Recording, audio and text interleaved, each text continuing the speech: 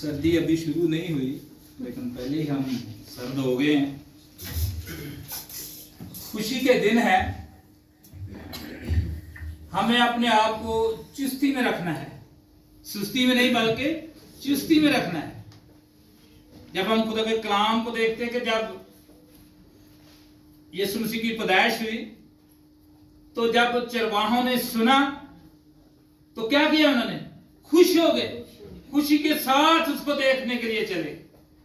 लेकिन ये दिन कपड़े तो है बड़ी खुशी खुशी ना ले रहे, लेकिन खुदा के काम ले सुस्त हो जाए। खुदा के जलाल के लिए जोरदार तालियां बजाएं। यीशु मसीह के नाम में सबकी सलामती हो। जैसे कि हम गाहे बगाहे खुदा का कलाम मुख्तलिफ अनुमान के साथ, टॉपिक के साथ, तमसीलों के साथ सुनते हैं, आज हम खुदा के कलाम में से देखेंगे। आज का मैसेज जो है ये बड़ी मुश्किल से इसका इंतखाब हुआ है। समझ नहीं आ रही थी कौन सा मैसेज दिया जाए।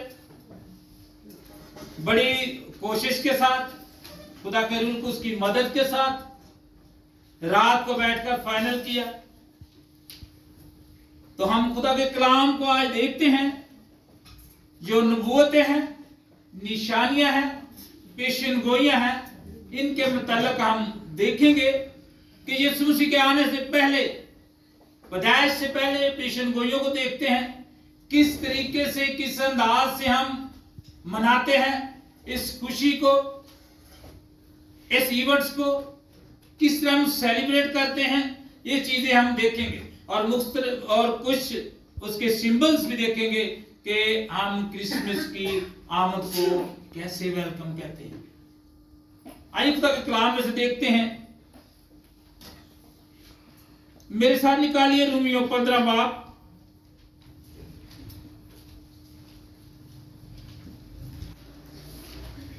और उसकी 12 आयत और 12वीं और 13वीं आयत को हम देखेंगे।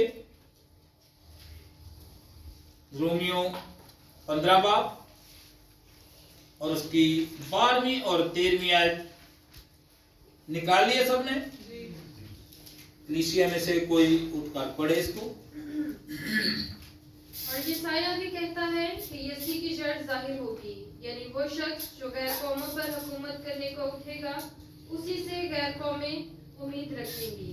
बस खुदा जो उम्मीद का चश्मा है, तुम्हें ईमान रखने के बायस सारी खुशी और इत्मीनान से मामूर करे, ताकि रूह की कुदरत से तुम्हारी उम्मीद ज्यादा होती जाए। आमीन। यस्सी के तने से एक कॉम्पल निकलेगी। जब कॉम्पल निकलती है तो फिर वो बढ़ती है, लेकिन जब बढ़ती है तो हमारे लिए फ्रूट का बायस बनती है, छांव का बायस बनती है।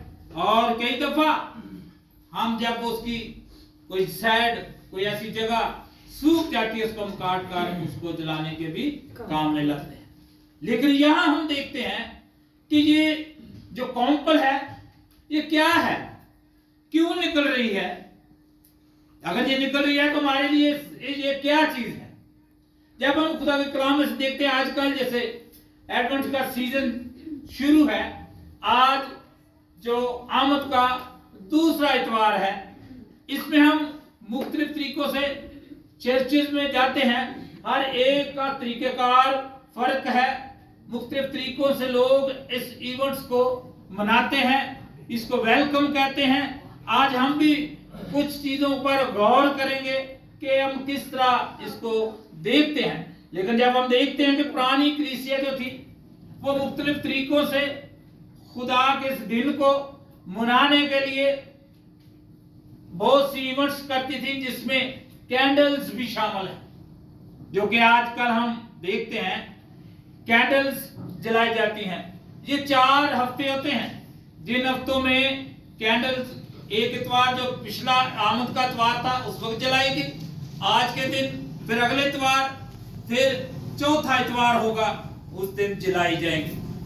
लेकिन जब हम देखते हैं खुदा के कलाम में से कि एक कैंडल जो 5 पांचवी कैंडल कहलाती है, वो हम जिस दिन क्रिसमस होता है उस दिन हम जलाते हैं। और उसका कलर क्या होता है, आज हम खुदा के कलाम में से ये भी देखेंगे और उसके हवाला जात भी साथ हम गौर करेंगे। लेकिन जब हम देखते हैं कि इसको मुख्तलिफ इलाकों से, मुख्तलिफ मुल्कों में इसको किया गया, कैंडल्स को जलाया गया। और जब हम देखते हैं कि कैंडल्स जब जलाई जाती हैं उसके लिए एक स्टैंड भी तैयार किया जाता है, जिसको नाम रीत का नाम दिया गया है, WREATH, रीत, जिसका मतलब है राइवल, बेदारी। जब हम किसी हरियाली को देखते हैं तो उसमें हमें जिंदगी का तासर नजर आता है। जब किसी की आंखें जरा खराब हो तो हम कहते हैं हरी चीज हम देखो। हरियाली एक ताजगी को जाहिर करती है, हरियाली एक आने वाली चीज को जाहिर करती है। लेकिन अब जब रीत को देखते हैं उसका साइज जो होता है वो सर्कल की तरह किस तरह गोल होता है। ये खुदा की बादशाही को भी जाहिर करती है कि उसकी बादशाही का कोई हद नहीं है, फॉरएवर है, हर वक्त है, सदा रहेगी और हमेशा अब्दुल्लाबाद हमारे साथ उसकी बादशाही चलती रहेगी। लेकिन जब हम इसको देखते हैं तो यहां इस रीत के ऊपर कैंडल्स लगी होती है। उससे पहले देखना है कि ये कैंडल जो है ये क्या है, कैंडल्स क्या जाहिर करती है। कैंडल तारीकी को खत्म करने के लिए और उस रोशनी के लिए जिसको हम नूर कहते हैं, जो हमारे लिए इंसान बनकर इस जर्नी में आ रहा है, इस दुनिया में आ रहा है इंसान बनकर, ताकि इंसान की वो तमाम परेशानियों को देखें। जब हम देखते हैं कि वो रोशनी जो है, कई पुरानी जो कलीसिया थी वो जब कैंडल जलाती थी तो उनमें 20 कैंडल का जिक्र भी है कि वो 20 कैंडल जलाती थी। लेकिन जब हम देखते हैं कि कुछ लोग ऐसे भी थे जो इसके मुख्तलिफ कलर के साथ जलाते थे। कुछ लोग थे जो सारी वाइट होती थी, कुछ लोग 8 कैंडल्स का भी जिक्र है, लेकिन 4, फिर उसके बाद 4, फिर 5वीं कैंडल, फिर टोटल कितनी हो गई, 5 कैंडल्स हो गई। वो पहले जो लोग थे वो मुख्तलिफ तरीकों से खास किस्म की एज के लोगों के साथ वो जलाते थे और उसमें ज्यादातर बड़ी उम्र के लोग होते थे। लेकिन आजकल उसको 4 हफ्तों में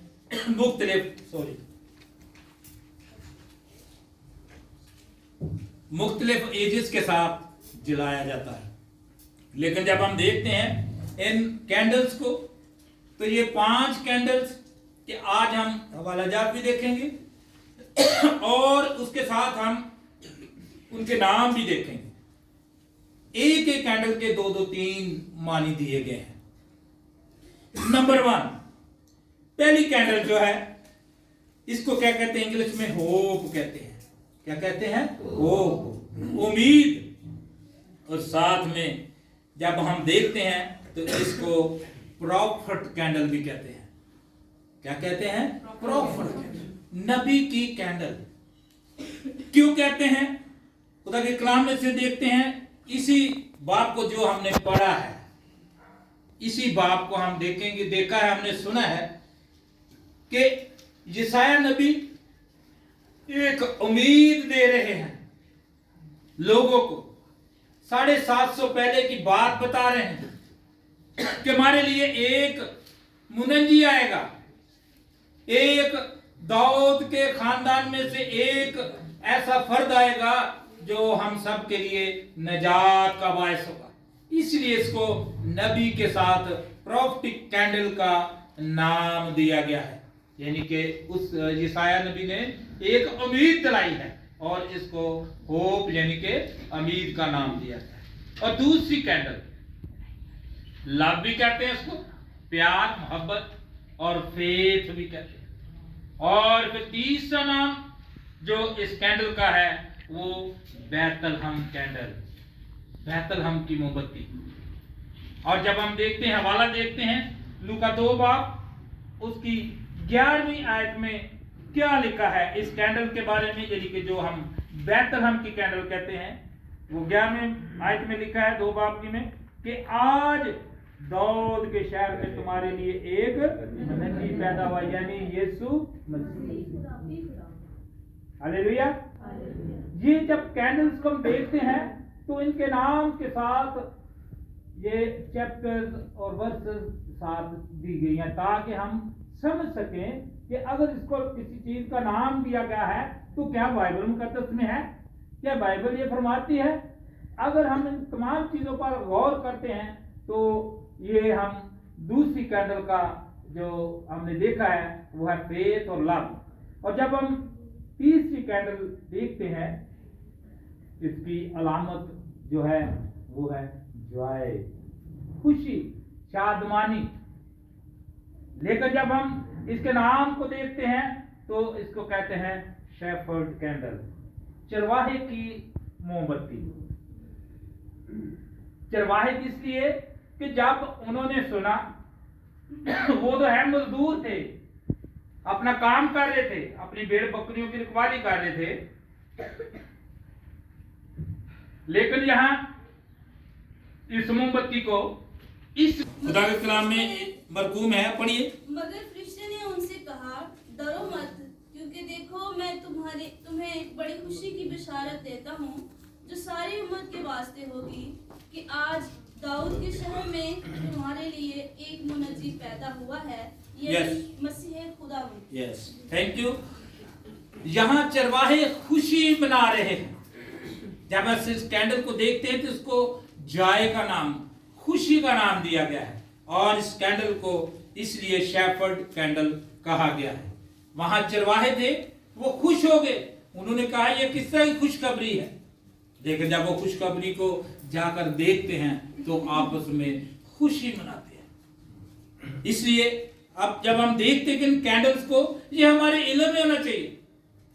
और यहां ये लिखा है वो सारी उम्मत के लिए है, किसी पास्टर के बेटे के लिए नहीं, किसी खानदान के लिए नहीं, किसी मखसूस तबके के लिए नहीं है, पूरी उम्मत के लिए है। क्योंकि खुदा का कलाम कहता है कि वो सारी दुनिया के लिए अपने आप को लेकर है और सारी दुनिया के लिए कफारा का बायस बना। लेकिन जब हम देखते हैं कि वो खुश होकर जाते हैं, देखते हैं और खुशी मनाते हैं। लेकिन जब हम चौथी कैंडल को देखते हैं, इसकी क्या अलामत है। जब ये हम देखते चौथी कैंडल्स, इसको कहते हैं पीस, अमन की कैंडल। लेकिन जब हम बाइबल मुकद्दस में देखते हैं कि कौन से लोग जिन्होंने इसको देखा, वो कहते हैं एंजल्स कैंडल, फरिश्तों की कैंडल। फरिश्तों ने जब सुना तो हम देखते हैं कि क्या हुआ, क्या सीन है, वो किस तरह उन्होंने खुशी मनाई। अब देखते हैं खुदा के कलाम में से दूसरा बाब है, उसकी 13वीं और 14वीं आयत बड़ी जबरदस्त बात बताता है कि फरिश्तों का इजहार क्या था। चरवाहे भी अपना इजहार कर रहे हैं, लेकिन यहाँ नबी ने भी अपनी जो नबूवत थी बताई। लेकिन फरिश्ते यहाँ क्या कहते हैं, गौर से सुनिएगा। 13 और 14वीं आयत में खुदा के कलाम में ये लिखा है, और यकायक उस फरिश्ते के साथ आसमानी लश्कर की एक गिरोह खुदा की हम्द करती हुई और ये कहती जाहिर हुई कि आलमी बाला पर खुदा की तमजीद हो और जमीन पर उन आदमियों में जिनसे वो राजी है। आमीन। क्या है, अमन और सलामती। लेकिन असी तो बड़े दिन तो पहले लड़ पे लोगों गवानियां डैक लाया, दूसरे परेशान, लड़ाई झगड़े। लेकिन मेरे चीजों, जब हम उसकी ईद के लिए अपने आप को तैयार कर रहे हैं तो हमें पैगाम देना चाहिए। गो कि ठीक है, दूसरा बुरा काम कर रहा है, आपको तंग कर रहा है, लेकिन उसको सलामती के साथ, प्यार के साथ उसको हैंडल करना है। और इसलिए यहाँ फरिश्ते जो है इस कैंडल को फरिश्तों के नाम से मंसूब कर दिया कि वो आ रहे हैं, हम दो सना करते आ रहे हैं और उसकी तारीफ करते हैं। जिस तरह आज हम कैरल निकालते हैं, गीत गाते हैं, अपने आप में एक दूसरे के साथ बैठकर खाने हर चीज का तबादला करते हैं। और यहाँ फरिश्ते भी खुश हैं और वो भी आकर उस खुशी में शामिल हुए हैं। आगे हम देखते हैं 5 नंबर कैंडल। ये कैंडल जो 5 नंबर कैंडल है, ये सारी कैंडल के दरमियान में लगती है, चारों कैंडल के सेंटर में लगती है। तो जब सेंटर की जो चीज होती है उसका मजबूत होना बहुत जरूरी है। अगर वो मजबूत नहीं तो चारों तरफ की जो चीजें हैं वो कमजोर पड़ जाएंगी, उखड़ जाएंगी, अपनी जगह से टूट जाएंगी। लेकिन जो ये कैंडल जो है, इस कैंडल को यानी कि बर्रा की कैंडल कहा है। वाइट है, वाइट का मतलब प्योरिटी, साफ और शिफाफ, किसी किस्म का कोई दाग या धब्बा या कोई बुराई उसमें नहीं है। इसलिए उसका जो मकाम है वो हमारे दरमियान में है, सेंटर में है। जब उसको देखते हैं, इस मोमबत्ती कहते हैं, रोशनी भी कहते हैं, नूर भी कहते हैं, बेदाग और प्योरिटी का लफ्ज भी इसके लिए इस्तेमाल हुआ है। और हवाला हम देखेंगे यूहन्ना रसूल की अंजील उसका 1 बाब और उसकी 29वीं आयत में इस बर्रा के बारे में क्या लिखा है। और दूसरे दिन उसने यीशु को अपनी तरफ आते देखकर कहा, देखो ये खुदा का बर्रा है जो दुनिया का गुनाह उठा लिए जाता है। हालेलुया। इस बर्रे का जो सेंटर में नुमाइंदगी कर रहा है हम इंसानों की, क्या कि ये खुदा का बर्रा है जो तमाम जहान के गुनाहों को, इसलिए कि वो प्योर है, वाइट है, रोशनी है।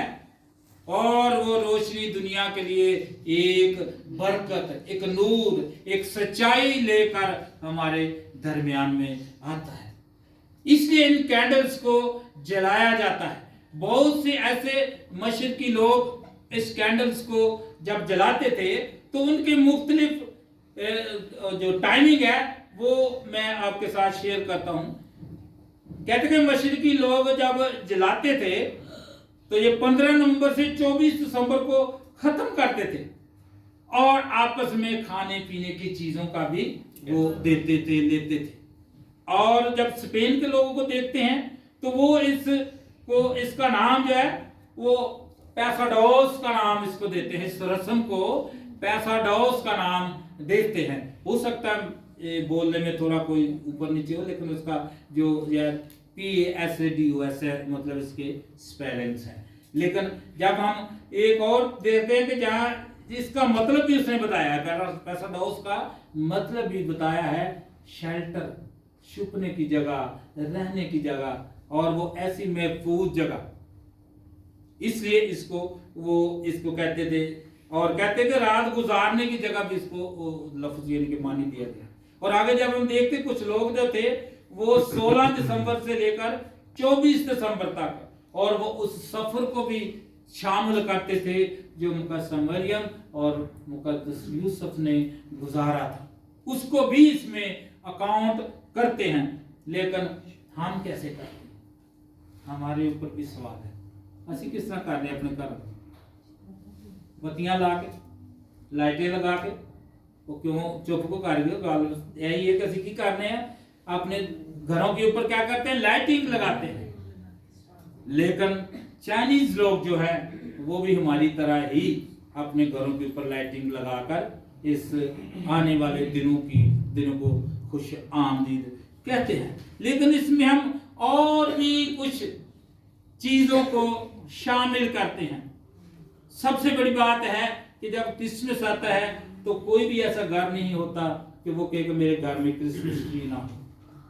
हम क्रिसमस ट्री के साथ भी इस क्रिसमस की आमद को सेलिब्रेट करते हैं। जब हम देखते हैं कि ये 19वीं सेंचुरी में इसका इस्तेमाल लोगों ने शुरू किया, लेकिन आहिस्ता आहिस्ता लोगों ने फिर आगे जो 18वीं सदी कहते हैं कि उसी में लोगों ने एक और बात सोची कि अगर दरख्त होगा तो इसके साथ कोई चीजें भी होनी चाहिए। जिस तरह लाइटिंग हम करते हैं, उसके ऊपर कोई चीजें लगा लेते हैं, बेल्स लगाते हैं, यहाँ तक कि कई लोग छोटी छोटी स्वीट्स कैंडल्स के उस ट्री के ऊपर लगाते हैं और अपनी यानी कि खुशी का इजहार करते हैं। और इसी तरह जब हम मोमबत्ती की बात करते हैं तो उसको हम देखते हैं कि उसकी रोशनी ये जाहिर करती है कि दुनिया का नूर इस दुनिया में आ रहा है। और जब कई दफा हम देखते हैं कि इसकी जब रोशनी को जब हम देखें ना छत पे लगी हो तो धुंध पड़ रही हो तो इसका नज़ारा और भी खूबसूरत होता है। लेकिन जब हम आगे जाकर देखते हैं कि ये तोहफे तोहफे जब हम देते हैं तो ये क्यों है। जब हम मजूसियों को देखते हैं, वो जब आए थे तो उन्होंने अपने तोहफे जो थे वो यीशु मसीह के नजर किए।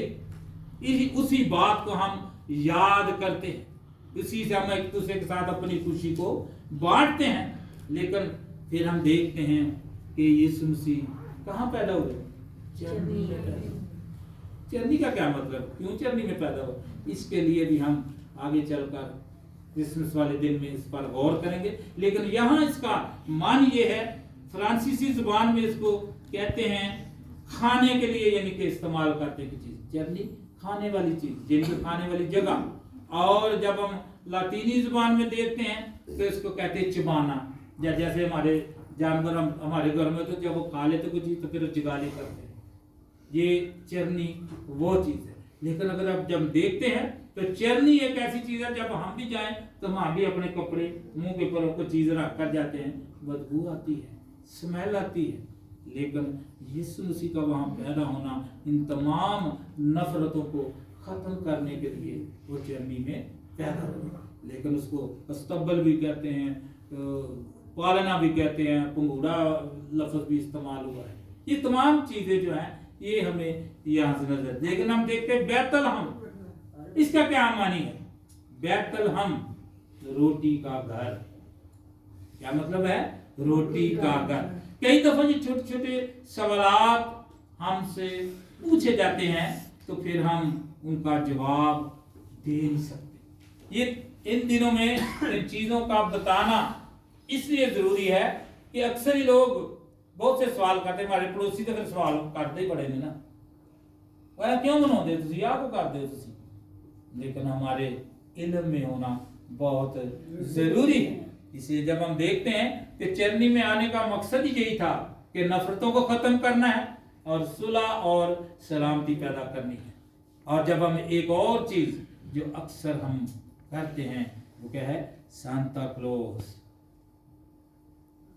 बाबा सांता और क्रिसमस बाबा जैसे।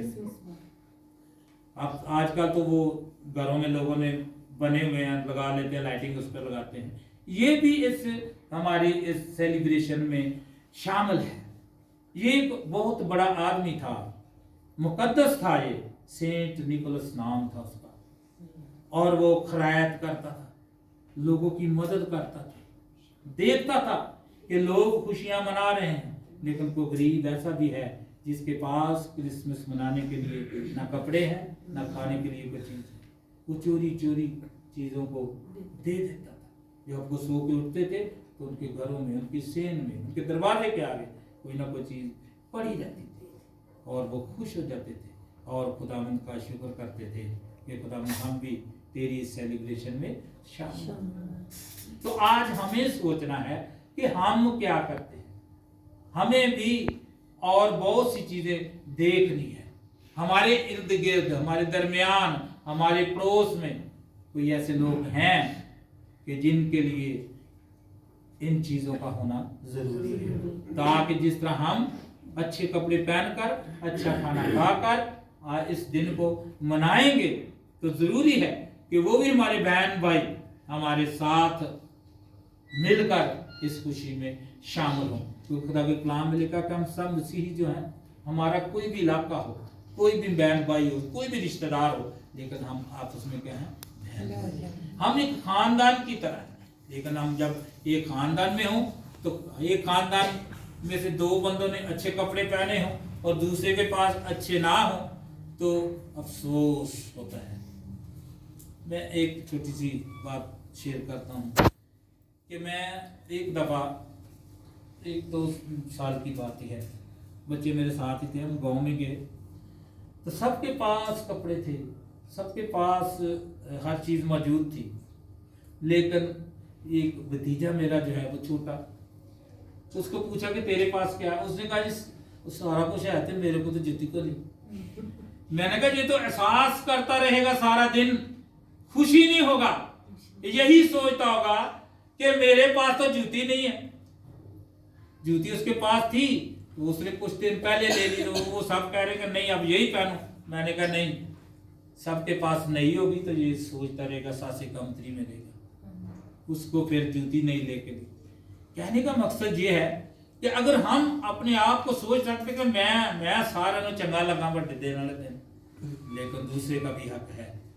लेकिन जब हम प्यार मोहब्बत की बात करते हैं, सुलह और सलामती का शहजादा हमारे दरमियान में आने को है, तो हम खुशी तो मनाएं, लेकिन जरूरी है कि हमारे साथ कोई और भी खुशी मनाने वाला हो। घर में तो हम सब अच्छा खाएंगे, अच्छा पिएंगे, लोग की तो बड़ा कुछ पिएंगे, अपना अपना अंदाज है, लेकिन जो बाइबल के मुताबिक है वो यही है कि आपके अंदर खुदा का खौफ होना चाहिए, आपके अंदर उसका डर होना चाहिए कि हो सकता है मैं अच्छा खा रहा हूँ, मेरे पड़ोसी के पास पता नहीं है। जब हम एक और भी मिसाल देखते कि तेरा अच्छा पड़ोसी कौन है, जब हम देखते कि एक आदमी को मारा पीटा, एक सामदी ने उसकी जान बचाई, जाकर उसको, कल मैं एक टीवी पे कॉन्फ्रेंस होती थी, उसमें भी बड़ा अच्छा वो यही बता रहे थे, पड़ोसी के मुताबिक बता रहे थे कि पड़ोसी वो कौन सा अच्छा है। वो पंजाबी जी कहते कि पड़ोसी जिहड़ा भैन भरावां नूं भी ज्यादा अजीज होना चाहिए। तो कलाम क्या कहता है, पड़ोसी को किसकी मानत मोहब्बत रखो, अपनी मानत। ये नहीं कि अपने प्यो की मानत या किसी भैन की भरा दी ना, अपनी मानत। जब हम अपने लिए अच्छी चीज सोचते हैं तो उसके लिए भी हमें अच्छा सोचना चाहिए। तो आज हम यही आज खुदा के कलाम में से सीख रहे हैं कि जबकि वो आने को है तो उसके लिए हमें किस तरह की तैयारी करना जरूरी है। ये नहीं चर्च आके कैंडल जलाई वापस चले, बल्कि नहीं, उसके लिए अपने आप को तैयार करना है कि ताकि हम जब उसका जन्मदिन मनाए तो खुशी के साथ मनाए और अपनी खुशियों में दूसरों को भी शरीक करने वाले बने, जो खुदावंद इस कलाम के वसीले से हम सबको बरकत दे। आमीन।